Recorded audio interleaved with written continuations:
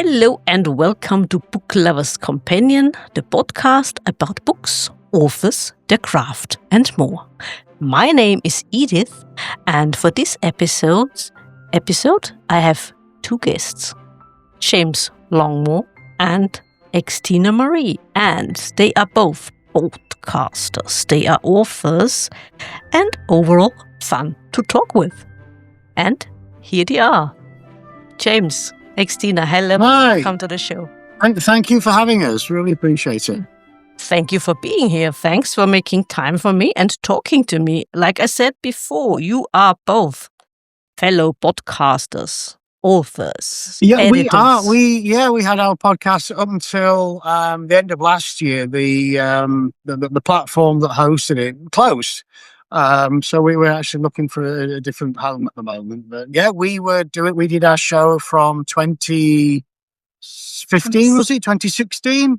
Yeah, the end of 15, I think. Yeah. End of 15. So we've been going a while, but yeah, we're hoping to be picking back up end of this year, did we say? Sort of fall this year? Fall. Yep. Great. Keep my fingers crossed for that. And James, Thank may I start with you? You are also the co-founder of Hellbound Books Publishing. And yeah, well, weboth are. Xtina and I co-founded Hellbound. To be fair, she bullied me into it. To be honest, she made the story me do he tells, but it's true. It really is true. You've got to do this. You've really got to do this. And she bullied you. Here we are. Tell us what she did to you. I know. I've got a T-shirt and everything now, but yeah. Again, I mean, long story short, we met. We were both published by a less than. I've got to be careful what I say now. I mean, they're long defunct now. A less than kosher publisher, and then we met on a podcast from that they ran that we inherited, and that all went horribly south. And next year, so we should do this. Let's do it ourselves. And 9 years later, here we are. Mm-hmm. I mean, horror is your kind of genre, isn't it? For both of you. Absolutely, yeah. I mean, always from being, a wee slip of a thing, much to my parents' chagrin, I was like, I was raised on, watching Hammer horror films on a Saturday night. You remember those? Christopher Lee, Peter Cushing. Always gravitated towards horror and all things dark and unpleasant, and it's always my go-to. Always has been. Xtina, tell us why you are so fond of horror. Yeah, I guess the same thing. I just love the being scared. And I think I was probably 8 years old when if I was asked, what do you want to do when you grow up, I would tell them I wanted to be the next Stephen King. And so I don't know, I have friends who, I would write stories for them and bring them to school and pass them around. And I don't know, it just, I also think it's a little part of being an adrenaline junkie. I love when your heart just pitter pats and, think you're going to be, scared out of your skin. I just love every part of that. And funny enough, I'm a big wuss when it comes to being, scared. So we'll have. Yeah, she really is. The number of times she's all that frightened. you really are probably in the wrong job then. I mean, But I love it though. Yeah. Well, to be fair, the fact that it scares you is great. I mean, I think I'm just so desensitized to it now that it just doesn't. It takes a lot. In fact, nothing. Movies, books, that sort of thing. Nothing. I mean, to be fair, I said nothing scares me. I mean, I'm raising a teenage daughter, and she terrifies the crap out of me. To be honest, that scares me. That frightens me. It really does. She's horrifying. Oh no! With due respect, unless you've raised them, because I've never done this. But I'm winging it. I'm making up as I go along, and it's difficult. It really is. But I'm still here. Yeah, although I'm a teacher, so you can't be scared of teenagers. Yeah, never. That's it. Never. They can smell your fear. They really can. Exactly. Yeah, Exactly. absolutely. Yeah. Yep. Never show them. No. And make stuff up as you go. I've been winging it all these years with her, and so far so good. So we're yeah. Yep. And I read in the description which I got sent about you, James, also you, Xtina, you're both editors. And what I found interesting, of course, in regarding you, James, was this UK versus US style. You can work with that. Can you tell me, from your perspective, what is the biggest difference between those styles? I've been over here now sort of 15 years. Plus, of course, I was raised reading, about Stephen King and American authors, and watching American TV shows and movies. So, the transition. But even now, certainly because I also ghostwrite. I'm a professional ghostwriter. Britishisms will sneak in. Again, so now it's just a turn of phrase. Obviously, the spellings, my spell checker is set to American, so it takes the U out of colour and it spells Aminia Molina. Well, whatever, it does that for me. But sometimes there's just be a turn of phrase, and the client will say, "What does that mean? What is that supposed to mean?" And I explain it, and it doesn't. So now that it doesn't translate, so we have to do something, pick a different phrase. But I'd say, some of that. I mean, some of my turn of phrase is not just it is specifically Yorkshire, which is the part of England that I'm from, and Yorkshire has its own little sayings and ways of saying things that don't even translate to the rest of England, let alone to over here. But yeah, it's I think. Fundamental, probably says 98% of it's pretty much the same, other than the spelling. I mean, things like, parts of a car, occasionally I'll slip in, let's put that in the boot. What? Which bit's that? It's under the bonnet. Yeah. It's just so, when sometimes I'm writing and it's the flow's going and all the rest of it, I do forget myself. But it does come in when we obviously we have submissions for anthologies and for novels from British authors. We have a few British authors we work with, so I can. That's still there. I can read that with my British part of my brain, and it doesn't sound odd, because if I put it to one of our other editors, I have to say, do not change the British. Don't change the spelling, because I don't believe in doing that. If and we've had, I know somebody criticised one of my books once because I spelled something in the British way. And it's like, well, first of all, grow up. And secondly, if that spoilt the book for you, I will give you the money back myself, you sad, sad little man. Yeah, I absolutely agree it's here. Just some people just somebody picked at me once, again, and here we go. This book. Somebody picked it, and I got a 1-star review on Amazon.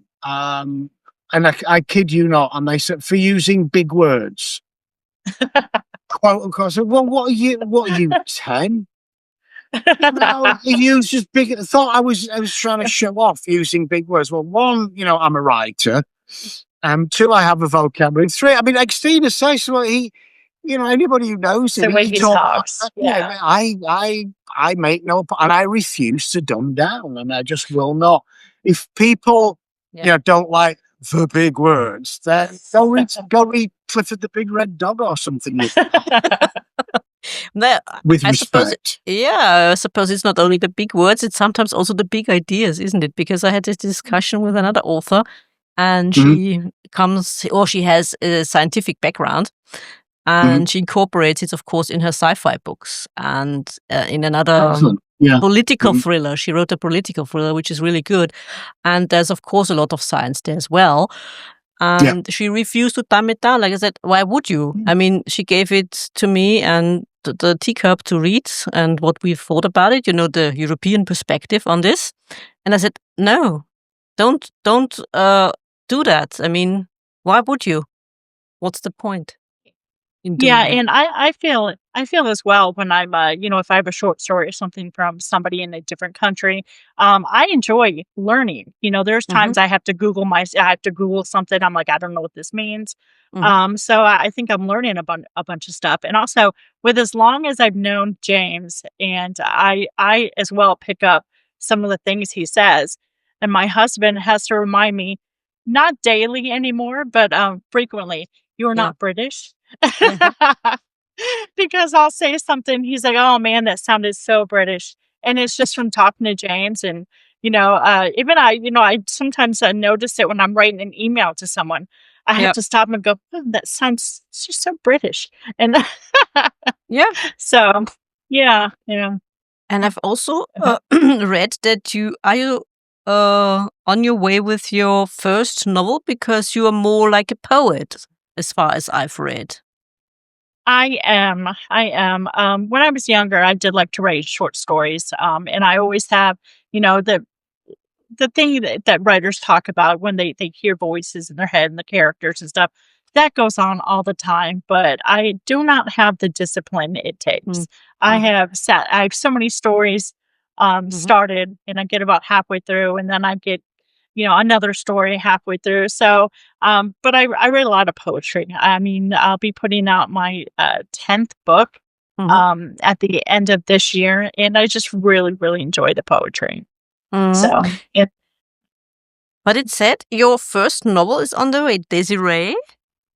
Yeah, again, that's about halfway done, and it's okay. James just said something to me a couple months ago. He's like, you've been halfway through this novel now for how many years? I'm like, yeah, my bad. I know, I understand. It happens. It happens.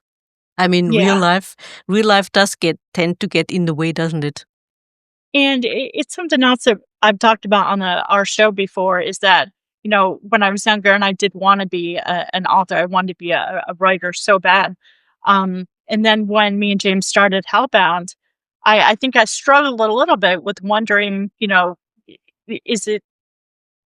I taking something away from myself because I'm not the author? And the answer is no. I have so much satisfaction on this side of things, on the publishing side of things. I just sent out the contracts for an anthology 2 days ago. And the first response I got back was, oh, you just made my day. And that made my day, making somebody's dream come true. And in every process, every part of the publishing process, the audiobooks, just every part of it, I just get so excited for. So I definitely think I made the right decision. Instead of being the author, I publish the authors, and I'm good with that. I really am. So I didn't know if I would be. And what went into the process of establishing your own publishing house, a small press, an indie press? I mean, how difficult was it? And what about the process beforehand? Because you don't just wake up one day and say, oh yeah, tomorrow I'm going to start my own publishing house. So tell me a little bit about that. I will say that me and James did not know what we were doing at all. It was pretty exciting, I'm going to say, but also very scary. But yeah, he told it right in the beginning there. We were both published under a publishing house that they were nothing more than really scam artists, really. And when we realized, what was going on, we just started talking about it. And I'm like, we should do this ourselves and be a publishing house that is for the authors. Our authors, we work with them every step of the way. They have a say in everything, from their cover art to who's narrating in their book. And I mean, even just recently there was a book where they argued with one of the editors. They did not like a way the editor was editing. And we went with the author. The author was like, I'm doing this for a reason. There's a build up here. This is what I want. And we said, okay, we sided with the author, and that was our motto right from the beginning, that this was a publishing house for the authors. And so, yeah, and most of the things we learned as it went, as we went by. So, yeah. Was it a steep learning curve? Oh my gosh. We talk about going back to the beginning and grabbing some of the older books and just redoing them, because I do feel like just even small things like formatting. I was like, oh my gosh, it's such a mess. Now, people who aren't in the business, I don't think they see it. They don't really, they might not be as harsh a critic as I think we are. But man, I do. When I look back at some of the earlier books, I mean, some of the earliest books, less polished, shall we say? Yes. But it was early days. I mean, you look at the early books that we published. I think one of the first ones was actually one of mine. Again, just really so we had something to experiment with, and that's how we learned how to format, how to do all those things, but never done before. And it's good. I mean, I got a book from a new ghostwriting client, funnily enough, and they sent me the last book we had published through an agency or a different publisher, and it's a publisher who's been going a lot longer than we have, and it was nowhere near the quality that we do. So there are people out there still have a lot to learn, but and we do. We are still learning. I think every time. I was going to say, yeah. Just there was something just recently where I figured out something in the formatting that I was like, I did not. There was an easier way to do that. And I'm like, I've been doing it for years this way, and I just found an easier way, and I'm like, yay! Oh, absolutely, yeah. And of course now, I mean, obviously we were established, and we doing good as a business. We have a bank of artists that we call on, depending on what style we feel we want. So yeah, we use artists and editors and proofreader. We have the whole, a hell of a team, I have to say. We've got a great bunch of people associated with Hellbound. Do you think that being a publishing house that has this niche of horror and thriller, was it easier to get established or harder in this regard? I think to get established in the horror, independent horror market was probably, I guess relatively easier. I mean, to be fair, but we've seen so many small publishing houses come and go in the last 10 years, nearly 10 years.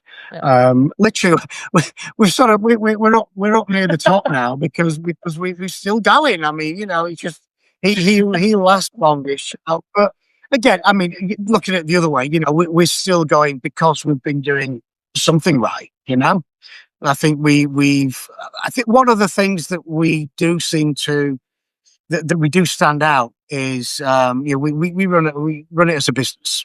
We see a lot, it's an author or a couple of authors get together. Oh, let's start a publishing house. It's easy. It's got to be easy. So, as Xtina said, it is not easy. It's not just, editing and putting out books. There is the business side. Luckily I have a background in business and sales and marketing. For previous life, I've worked for the likes of Toyota, Duracell, some big companies, and I've learned a lot over the years, and I've been able to put that into practice on the business front. So there's a lot of stuff that goes on behind the scenes that people don't see. People don't need to see. People don't. We broadcast our business across social media like a lot do. We're very not I wouldn't say secretive. We're just very professional. Well, yeah, we manage. We're now in a happy situation where we employ a PR company to manage our social media. Again, as I said, we can use artists, editors, what have you. We have a budget to do these conventions. We were at Smoky Mountain Terracon a couple of months ago. Next month we've got merchandise. We've got. I'm going to be attending. I think all by myself. Actually, it's the Houston horror film convention here in Houston. So I've got that on the go, and so we do it. We did LA horror convention last year. So we're getting out and about more, and it is great. It's nice that we can do that. And you also have submissions, but are submissions still open in your company, or? For novels, I mean, submissions are always open. For the anthologies, most of them are closed at the end of last month. We ran them for I think 5 or 6 months from the beginning of the year. So we're now in the process of selecting the stories and putting the. I know Xtina's working on one. I've got another. Got a couple of people, curators we call them, working on another couple. But we may put a submission call out for another 1 or 2 between now and the end of the year. I don't know. It depends how things go. And may I ask, is there anything except from you say, okay, we are finishing an anthology, or therefore we don't take in submissions? Is there anything you wouldn't publish? I'm asking because I've spoken to an author who writes crime fiction, and the book we talked about was written in first-person narration, and he said there were quite a few publishers who told him, no, we don't take a first-person narrations. I'm going to say, I mean, personally, I don't like first-person. I don't like it. And I don't like present tense either.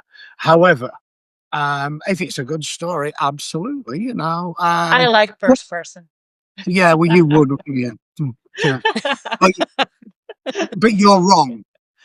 So again, it's personal preference, but I would never turn away a good story because it was written in present tense or first person. So what I might do is bounce it to maybe Xtina to say, look, hey, what do you think? Do you think, because I can't be purely objective about it, but no, never do. But I mean, what we don't publish again, and people, this is where I get on my soapbox. We get people submitting, come to your website. This my book is perfect for Hellbound Books, and it's a young adult romance, or it's science fiction, or it's something wholly. I mean, somebody sent me. I'm sure it was a great book. It's their memoir of their life in Iraq or something. Great book. That's nice, but do your homework. Seriously, do your homework. Don't just. Obviously, they sent it to anybody publishing and their name, but no. If it's a good story, same with the anthologies, say we word limit. We say usually something between 8 and 5 and 6 or 7 or 8, whatever, 1,000 words. If somebody sends one that's 2,000 and it's a damn good story, we'll put it in. If it's 9,000 words and it's a really good story, we'll put that. So we're not that arbitrary. I mean, to be fair, I'm one of the biggest culprits in my early days of submitting shorts. One of the early ones, I submitted a great story, did get published in the end. Was 14,000 words. And to be fair, the publisher, they loved it to bits and worked with me to trim it down, and we got it down to about 9, and they said, right, absolutely, we'll go for that. So yeah. And may I ask, has the audience of the horror genre, the thriller genre, has it changed over the years? I'm going to let Xtina answer that one. Well, I think reading the fans, I do think they've changed over the years, but that's with all different genres, not just horror.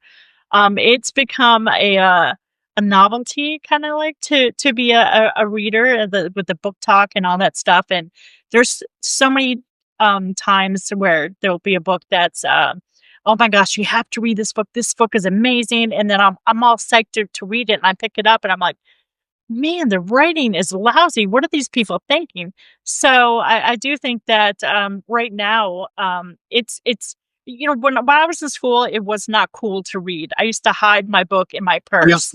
And I think these right now, which is a good thing, that it is cool to read. It is cool to, buy books. So, in one hand, it's really good, but on another hand, I think that people's standards, I think, for what is good, and it's not just a subjective thing either. It's just really, some of these are just bad writing. Well, So, yeah, I mean, sorry, I didn't mean to cut across. I mean, obviously, we were at Smoky Mountain together, which was great. And one of the things that really gladdened my heart was the number of people that were buying books, even younger people. Would come by and they would buy books, and that was great. It wasn't just as old farts, saying like. And I think, just to pick up from what Xtina said, books are more accessible than ever now, because you've got the book, you've got the ebook, whether you've got a Kindle or whatever. You can read it on your phone, you can read it on whatever device you've got. You've got the audio book, you can listen to it. So there's so many ways. When I was a kid, it was the book. That was it, and so I guess maybe it's the way the audience get their reading fix is different. But I think there are people there. I know people. I know writers. I'm some really good writers who don't. They always have ebooks, and they say, "Oh, I can have like 10 million ebooks on my Kindle and blah blah blah." But to be fair, I want the paper. I want to read it. I want to dog ear the page. I have. You see my bookshelf. I've got bookshelves all over the house. I've got books, because I love my books, and I don't throw them away when I've read them. And I'm kind of in vain hoping my kids will, there's books about it. It hasn't happened yet. I'm with you. So I mean, I think that what. Again, Kindle, it's a great idea. I mean, I was speaking to, it was actually a client of mine. Again, he's an avid reader, never reads. And he said, because he's getting on a bit. He's getting on a bit. And he said, well, I can put it on and I can make it bigger. So it's an instant large print book. And I never thought of that. So it's making, I guess, books more accessible to old fogies as well. Yeah, exactly. If you have an impairment with your eyes, or if you are, like you said, older, then it's better with the Kindle. It's easier for you to read. And if you don't have enough room in your house or in your flat, where would you put all your books? I couldn't part with my books either. And I'm glad for the Kindle also, because it's also a question of money. Let's be honest here for a minute. I mean, when I buy, for example, English books, they are far cheaper on Kindle than they are, for example, in German, because when you buy a Kindle book, a German book, it's maybe, I don't know, 1 or 2 euros cheaper than the printed version. I mean, seriously. And the accessibility is easier for us here with the Kindle, especially for English. For English I understand that, yeah. So we absolutely appreciate, I mean, don't get me wrong about Amazon, but that's the plus side. Not only for the authors, but also for us readers. Yeah, I mean, Amazon really has opened it up. I mean, as Xtina say, it means, pretty much anybody can publish stuff. And again, in a lot of cases, it's very much, just because you can doesn't mean you should. It's funny, at the last show, again, I'm not going to name names, at the last convention down in Tennessee. Again, I'm talking to Xtina, talking about Xtina, the great, wonderful young lady, and she'd written a book, and the story's okay, it's good. I mean, it's the sort of thing that it's kind of science fiction-y, dystopian sort of thing. It was a bit steamy, I have to say, which I like a bit steamy, but the formatting was just awful. Yeah. And I wrote to her and said, we obviously been very kind, so look, great stuff, but if you need any help, any guidance, then we can help you with that. And not a thing. So she probably was happy with it, which is fine, but it was just looked very, I mean, again, it is amateur, but it doesn't have to look amateur, you know what I mean? It definitely is a turn off for me when I pick up a book and it's formatted poorly. I tell you what I really hate, is when they put a space between paragraphs. Who does that? I've never seen a proper book. I mean, and I know why, because I think Word defaults to that. For some, you have to tick a box to say "do not." So I think they think, this is the way. Obviously, they never picked up a proper book in their lives, but real books don't do that. They just don't. It just, and again, a great takeaway actually from Steve King and his book on writing is it's as important how it looks on the page, how it physically just, without reading the words, how it looks. And if you just get chunk of text, all these little gaps between, and it just for me, I just switch off. I like to see pen writing, editing when I'm ghostwriting. And people, I remember a client ages ago said, "Hang on, you're not allowed to do it." I had a paragraph. It was like a 3-word paragraph, but it's like impact. And they said, we were taught in school never to do that. Yeah, a paragraph, they're going to be all uniform. I said, just forget that. That's just crap. This is creativity now. This is the real world. And again, you break it up with some dialogue and a couple of short paragraphs and just make it visually appealing. Otherwise, again, a lot of people, not just me, will be turned off by that. And may I also say it's also a question of how the print. You said before, if you are elderly or have an impairment with your visions. Froze again? Okay, I might be frozen. I'm not frozen here. I hear. Okay, I got everybody back again. Yeah. Okay, if you can still hear. Yeah. If you just tell me if you can't hear me. Then we have a problem. As long as you can hear me, it should be fine. It's also the same with the print, isn't it? I mean, from my point of view, I take off my glasses when I read. It's a habit because I don't need them for reading. But sometimes when you go into a shop and you take up a book and you open it and say, okay, and where's the magnifying glass for that? Even for me, that's also a little bit, sometimes on the hard side. No, I get you. There's industry standards. It's funny. Somebody sent a submission. I think they thought they were being clever. One, they didn't read our submission guidelines. They sent it was a black background and some fancy font.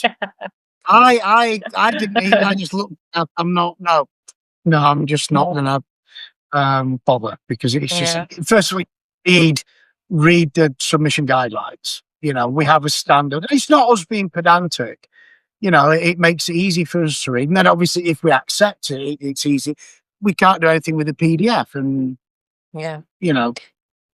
And what about the readership? Has that also changed in a way that maybe the audience for horror is on the younger side or middle-aged or the elderly? Who are your readers? Who's your audience? Again, going on, going to the conventions and meeting people, it's a broad spectrum. There's the younger people from sort of teens through to doddery old folks like me. And everything in between. Obviously, I'm myself and Xtina's younger than me, but from our generation, we still horror fans. But it's nice to see they're still renewing. They're still and again, the horror. Just look at the movies. Mainstream movie is doing very well. It's been doing well for quite some time. Stephen King has done for horror what J.K. Rowling did for wizards and what have you, and for reading in general. Steve, again, because he writes across such a broad spectrum, not just horror, and he sort of opens it up to a lot of people. But I think, you look at you look at obviously what's on streaming now, there's a lot of horror and horror-based stuff. There's a lot of big horror movies being made, which is terrific. I don't think horror is ever gonna fade away. It's like science fiction. It's always going to be there. It's been there since the days of Jules Verne. Horror's been around since Bram Stoker and Shelley and all the rest of it, So yeah, I think we're here to stay. And now that you mentioned Bram Stoker, and we spoke about Austria and Vienna before we started the recording and before Xtina came on, did you know he also was in Vienna and going through the archives? I did not know that. Yeah. And I think that's where he got some of his ideas. Mm-hmm. Oh wow, that is cool. Yeah, because he found degrees by Maria Theresia, and because they had a problem with digging up dead people in Romania, and she had to order a degree and forbidding that. And I think that's because they believed those people were undead. And I think that's also a little bit of where this whole idea came from. About the undead and so on, and he was in the archives. Yeah. Oh wow! I mean, I know he obviously spent time in Europe. We actually published his which is called the Lost Journal. Well, it's not lost anymore because it was found, but we published that a couple of years ago. And again, it's a very popular book. I mean, it's his journal of his time in Ireland. And even in that, you can see some of the ideas, the beginning ideas of Dracula. Absolutely. Obviously, we're close with the Bram Stoker estate. We work with Dacre. We, a couple of years ago, published the definitive version of Dracula with all the bits that were cut out for publication put back in. Annotated by Dacre, who is the great-grandnephew of Bram Stoker. And one of the sadly passed away, one of the world's leading Dracula experts. I mean, beautifully annotated, all the bits put back in, and it's a terrific, and again, I read Dracula as a kid. Probably one of the first horror books that I read, I guess. And I obviously grew up watching Lee Hammer horror and all the rest of it. So yeah. Do you think that horror thrillers, like you said before, it has always been there in one way or the other, And do you think it's also a question of fashion, meaning that at times there is, I don't know, sci-fi, the most popular genre. Then we have, I don't know, romance, and then we have horror and so on. Do we see those waves also with horror at a time where it's more popular? Maybe also because it is a reflection of our times in a way. Xtina, what do you think? Yeah, I was going to say I definitely see the waves like that because I remember back when American Horror Story came out, and we had not had anything like that for quite some time, nothing horror based, and it did seem to at that moment kind of open everything else up. I mean, and now, like James said, there are so many TV shows and streaming shows that are horror based, and I think that for a long time there wasn't. So I do think that right now we're going through a wave of horror, and I think it's definitely great for publishers.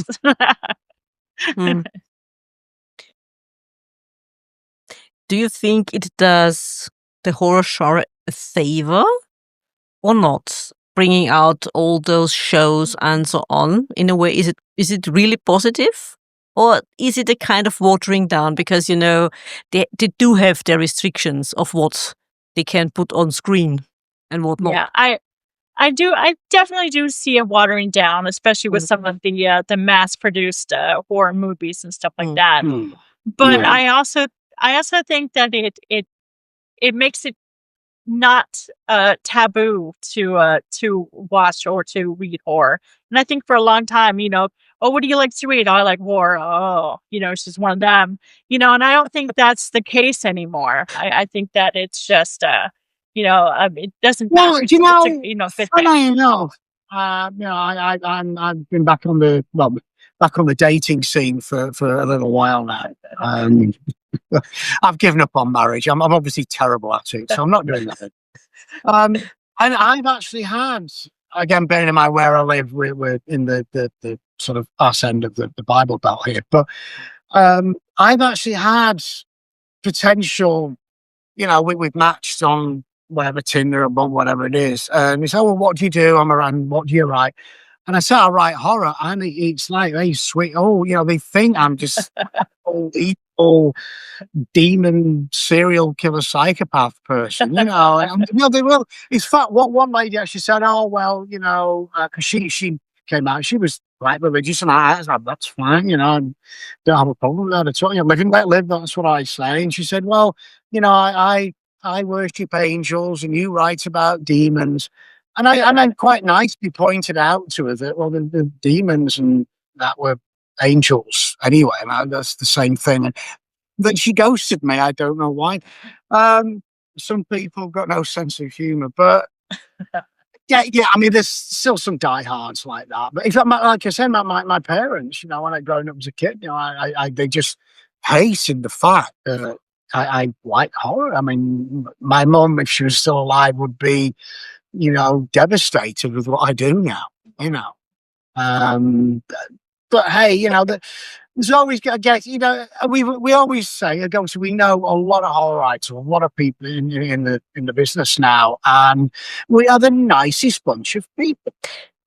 Yeah, yes, absolutely. Yes, all of that yes. horror it comes out on Yes. the page. So Yes, I tell you that probably the worst genre, which is the biggest selling genre, is romance, because it gives people an unrealistic view of what romance and relationship. You look at the Hallmark movies. I mean, I don't do Xtina probably sits and watches them. And it's all nicey. All this. I mean, my second wife, it was love at first sight, and I never thought that was a thing. And I literally, our eyes met across a crowded nightclub back in England, and I just love at first sight.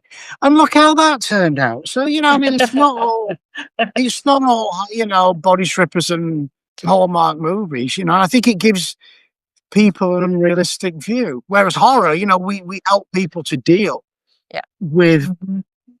I mean, the biggest fundamental fear that we have as human beings is that of death, and horror deals with that, and it deals with all the scary bits, and you kind of living death vicariously. So I think we are much more. I think in some respects, certainly in books, we're still seen as the poor relation of literature. Yeah, a little bit looked down on. Isn't it? I mean, I think it was like that a little bit with, for a long time, crime fiction, wasn't it? But that has changed. I mean, now you mentioned this lady. I mean, would she not date someone who writes crime fiction? I mean, you don't have to be a serial killer to write about serial killer. I got the impression if I wasn't writing sort of, religious works, she wouldn't have been interested anyway. And me, I'm gorgeous. I've got a great personality and an accent that all the ladies love. So, I mean, but hey, that's fine. I would rather. I did date one lady again, but she was forever trying to convert me to Christianity. She thought she tried to save me because I was obviously very dark and all the rest of it, and involved in dark. And it's like, well, no, not really. I don't worship. I mean, having said that, we do actually have a goat living in the backyard, but it is not for sacrifice. We are not. We will not be sacrificed again. I promise that. But you have it for lawn mowing. Well, it's funny that he doesn't eat the grass. He eats all the other stuff that grows through the grass. But he's actually my daughter's project goat. She actually shows him. We actually got a show tomorrow, So But anyway, I mean, I think some people still have that very outdated view of people who enjoy horror, which is just a bit childish, if you ask me. Yeah, absolutely, I agree. And now you mentioned Harry Potter and J.K. Rowling. I mean, hello again, it's fiction. Yeah. Well, there's a whole lot of people say, they don't like that. Some schools ban it because it promotes witchcraft. These are people who would still burn witches at the stake in the town centre, given half a chance, Yes, yes. And what's even more horrifying? We have it in our school library. Oh my goodness me! Yes, That's that's Rowling. that's Austria for you. I know. She got a whole generation of kids reading again, which is phenomenal. Yeah, absolutely. Yeah, absolutely admirable. And although we are also the country where trees explode, according to your... Anyway, where that happened, I don't know where that happened. Sorry, where was what? I think he said, your POTUS said sometime a few years back, he said, yeah, Austria, that's where trees exploded. What? What do they do? Trees explode. I haven't seen a single tree explode here in Austria. Maybe they burn if we have a wildfire, but that's a good story, though. I think Europe is a little more progressive. It's funny, coming the other way from England to America, it was like time travel back to the early 80s. Again, probably unfair on America. I'll just pick on Texas specifically, or this part of Texas that I know. Even hair and shoulder pads and stuff, and they think Benny Hill is the epitome of British humour. It's like, no, we did move on a little bit from Benny Hill, really. The 80s were the best. No. Again, Xtina, you're wrong. They weren't. I miss my 80s hair. You know what Hercule Poirot said in the TV show Agatha Christie's Poirot about the Americans? What's that? Hercule Poirot with David Suchet, and there was a question with Americans, and he said, because you write the month before the day when you write the date in the United States. And he said, yeah, that's an American way of writing down the date. And he said, yeah, well, the Americans, they're very backward people. Do you know, I still struggle with that. I still have to think. The number of people that think my birthday is in October is unbelievable. But no, because and again, even if whenever I'm writing down, I have to stop and just think. Otherwise, it's just, people say, "Well, it's not the 28th month." It's not. What is that? That again, I probably will never get over that. But in fact, fun if I was doing something with my UK pension, and I had some forms to fill in, because I filled it in the American one, they wouldn't accept it. They said, "Oh, your birth date's wrong." Yep. And it's like, well, no, and so then I wrote it out. This is the date, and then. Yeah, that's the same with the spelling. What you said before there are a lot of typos. No, there are not typos, and the spelling isn't wrong. There's a different spelling between the two countries. So like you said, get over it. Well, diarrhea. They spell diarrhea here. I don't know why. It's a perfectly good spelling. I don't know. Yeah, that beats me. That means no. Just stop now. That means somebody has sat down and said, this diarrhea, I can spell this better. We need to spell diarrhea better. How bored must you have been to go through that? And I'm going to send it into Merriam-Webster, and this is how we should spell diarrhea. Just don't do that. Yeah, well, yeah, what can you do? And may I also ask about the research? You said you're a ghostwriter, you write yourself, both of you. What about research? Because people who write, especially historic fiction, always say, oh, they're afraid of falling into the rabbit hole of research. Has that ever happened to you, James? Well, no, it's easier now than it ever has been. Obviously, you can just Google stuff. No, I enjoy that. And yes, I can see, yes, it can be, it is possible, just to go too far. Think I'm just writing this particular scene set whenever or wherever scenario and put too much in. One of the first books I ghostwrote was set in post-war Paris, and it was a novelization of a memoir about whose family were actually scammed by the new French government. And it went all the way up to de Gaulle. Her father was worth, in I think today's terms, something like 40 billion euros. And they took the lot. They accused him of being a Nazi sympathizer, etc. So there's all these trumped up excuses. So 'cause I researched post-war Paris and France, and one of the best accolades I've ever had. She read it. She said, "Jim," she said, "it was just like being back there." Wow. Little girl, you put you back there. And I wrote ghostwrote a novel based in Hong Kong in the finance. It's for a guy who actually that was his background.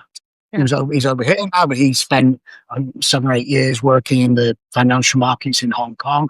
And again, I learned a lot about Hong Kong, and he said, and the thing is, they then he then added a bunch of stuff that he thought I need to add more stuff about the financial stuff. And then when it was published, the number of comments were, "This is great, but it was a bit too heavy on the financial detail." I got it just right, just enough to set the scene without clogging the reader down.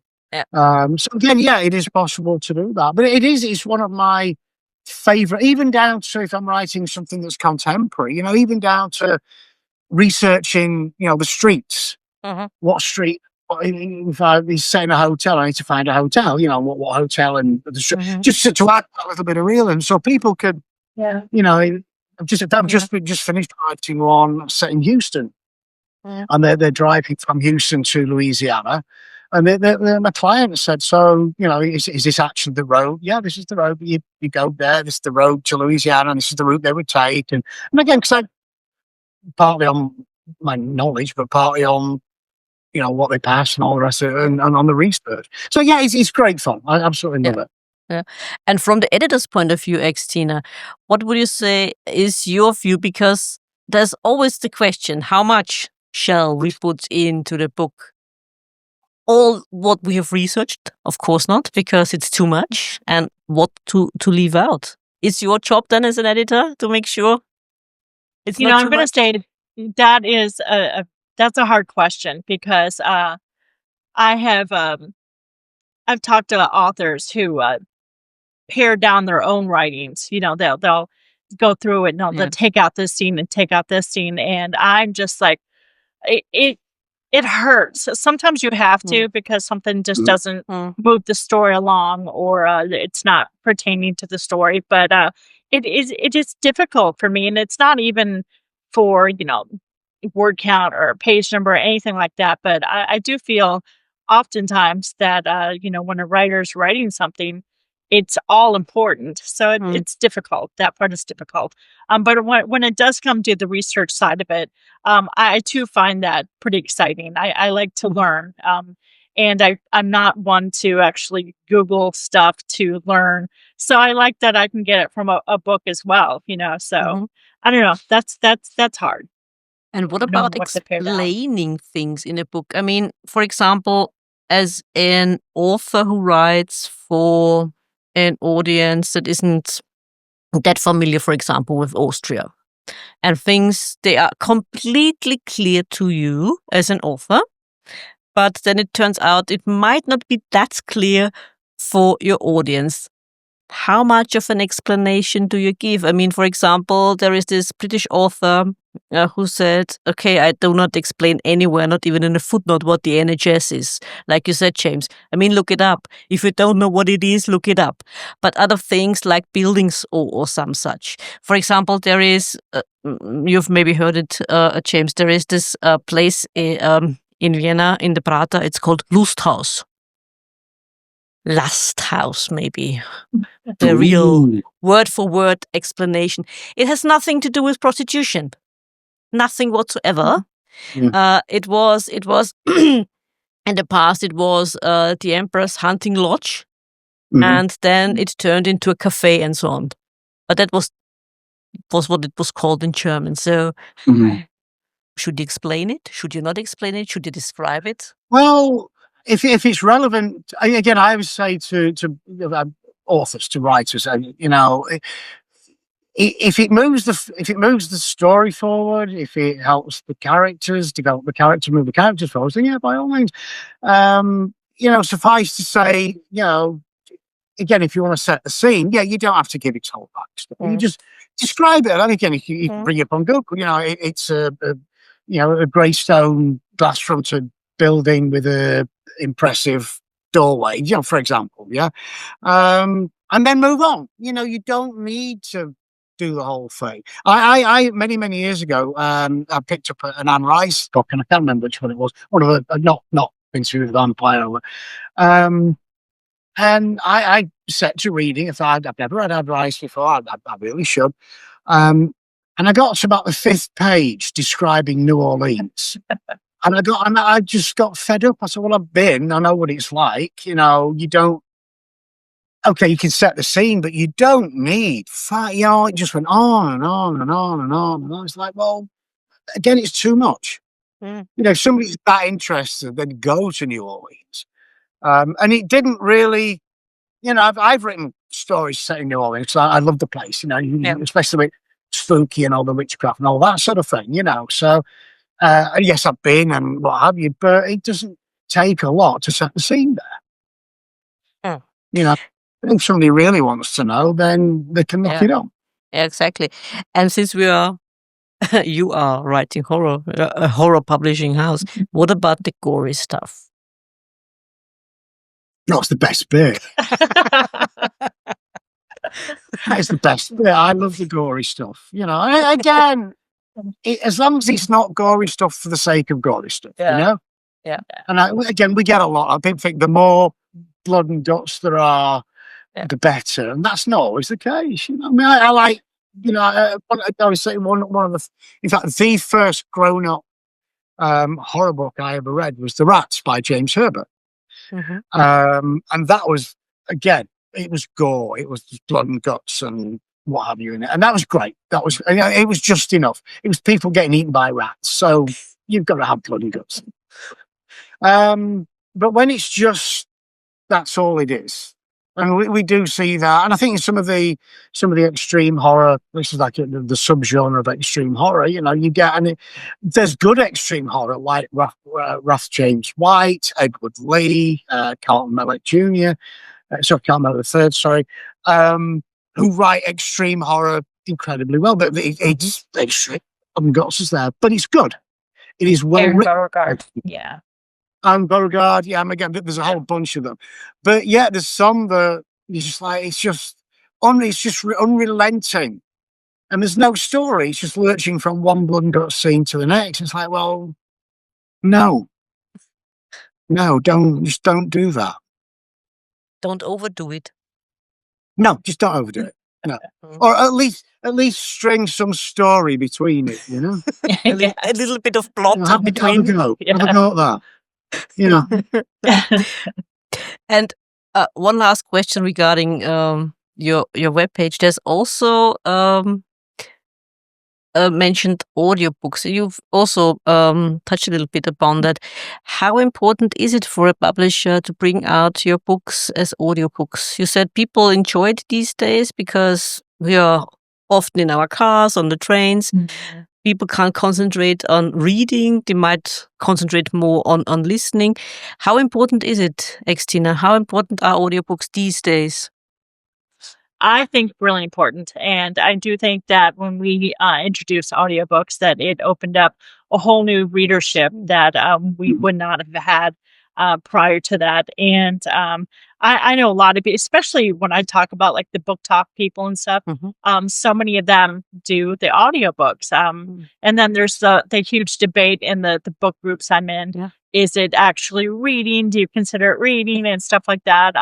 So I do think it's become really big, audiobooks. So if you're not in audiobooks, you need to be. And I have a lot of fun. Yeah, absolutely. Yes, again, Xtina's managed our audiobook department since where did we start? Must have been 4 years ago now, 3-4 years ago. About at least, yeah. And I love it. I really do. Every part of it. Listening to the auditions, picking out the best voice. And the funny part of I was going to say, from a business point of view, it opened up because a lot of people, oh, it's going to take away from people buying books or people buying ebooks. Absolutely not. No, it opens a whole, from a business point of view, opens a whole new, I think it's strange for Hellbound Books. So we got a whole, a whole bunch of new people reading, listening to horror, which is fantastic. Oh, fascinating. And do you have both, meaning authors reading their books and voice artists, or just voice artists? Or how do you manage that? Just voice actors and narrators. We've not yet had an author narrate their book. I mean, I'm not opposed to it if we had one that did a really good job, but for the most part, I think it's like voice acting, so just not just reading the book, and not everybody can do that. That's definitely a skill. Well, there's the technical aspect. A lot of people feel I can read my book, but then there's the technical. So he's got the files have got to be just so, they've got to be perfect. Otherwise, they just don't get past the quality control of the audiobook platforms. And I think that's that. We tell people, we tell them this. I said, well, you need the right software, the right hardware, and you need a soundproof room. Because the people we use are professionals or semi-professionals. They've got the right environment. We've had people try to read it themselves, and he's never had Xtina. I can understand that, because it's the job to write it. It's not the job to read it. Yes. But which is funny, because we will have a book or something, and the narrator will narrate it a certain way, and then the author will hear that. Well, no, that's not exactly. And there is a fine line there, because I've had a couple of pieces of mine that a narrator has read, and in my head I'm like, that's not how I say it. But it kind of becomes, I think, the narrators as well when they're narrating. So you do have to make concessions for that, because I think that it is very you hear it in a certain way when you're writing something, and I think that they do try to convey that as much as they can, but I think that you do have to let part of it go and just say, it's the narrator's baby as well now. It's just it's a collective of everybody's. But well, I think because, as Xtina said at the beginning, because we involve the authors in every step, we get auditions in, they get to listen to the auditions, and they get to pick their narrator. So they're always delighted, and often they will say, they didn't read it how I heard it in my head, but this is brilliant, this is great. And I have my thing, now I think all but nothing one now has been put out in audiobook now, and it's really cool listening to them, because they don't read them as I would read them, but on the whole they're great, they do a good job, and they interpret them incredibly well, so absolutely love it.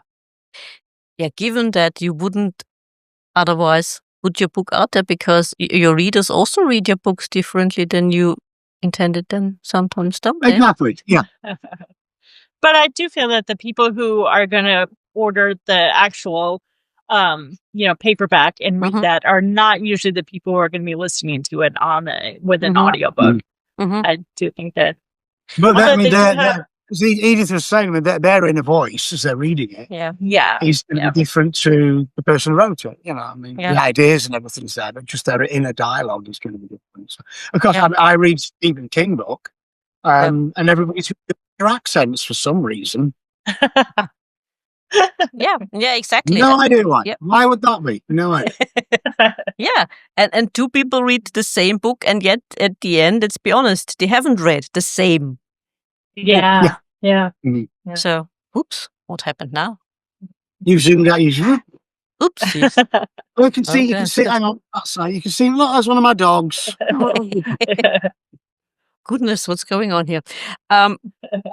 Question for both of you. First for you, Xtina, what would be your advice for any author out there?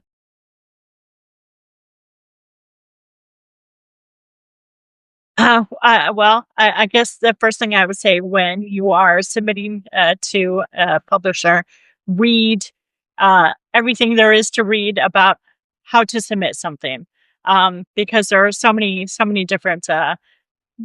They don't, and I think we find that authors don't read. You would think that being writers and being obviously readers that would be really good at that, but they're really awful at that, which is kind of ironic. But that would be the first one, just to read everything when it comes to, submitting to a publisher, and then always be writing and always be reading. We've had a bunch of different, when we used to do the podcast all the time, there would be people that would come on the show and say, oh, we don't read. You don't read. You want to be a writer, but you don't read? That's, it's craziness. So always write, always be reading. And there you go. Oh, thank you. James, what would be your advice? I'm probably the one piece is just don't give up. Keep at it. Rejections are part of the job. You need to be prepared for that. He's actually I'll put him on one of our books. Great book on we're called The Horror Writer, which is some great advice from a whole bunch of well-known horror writers. And there's a whole section on how to deal with rejection. And I've spoken to people who they get one rejection, and you see that they'll put it on Facebook. Oh, I've got rejection. Why am I bothering? I'm not going to write again. And fine, then don't. Just don't bleat about it. But don't give up. Keep going. You learn from rejections. Learn from comments, and just grow as a writer. Sound advice from both of you. And is there anything else you would like our listeners to know? James. Any of you? Silence. I would like all your listeners to check us out. To treat yourself to a Hellbound book. And I think that the big takeaway is that horror is nothing to be ashamed of enjoying, and horror writers are a great bunch of people. Xtina, what would you say? Oh. Anything else? I think he said it really good, and and definitely if you are a writer, and look up Hellbound Books, because I think that we are the publisher for the authors, for the writers, because they are a part of all of the whole process. So. Splendid. Absolutely. So thank you, both of you, for joining me for this conversation. It was absolutely wonderful talking to you. Of course. Yes, it's fun. Thank you. Thank you. Please don't go away. Wait for me in the green room. I will be with you shortly. No, I want all green M&Ms, please. Puppies. I will see if I can find them. Thank you. Okay, I'll be with you in a moment. Dear listeners, I do hope you enjoyed this conversation as much as my guests and I did. Please don't forget to like and subscribe. And I do hope you will tune in for another episode. Until next time.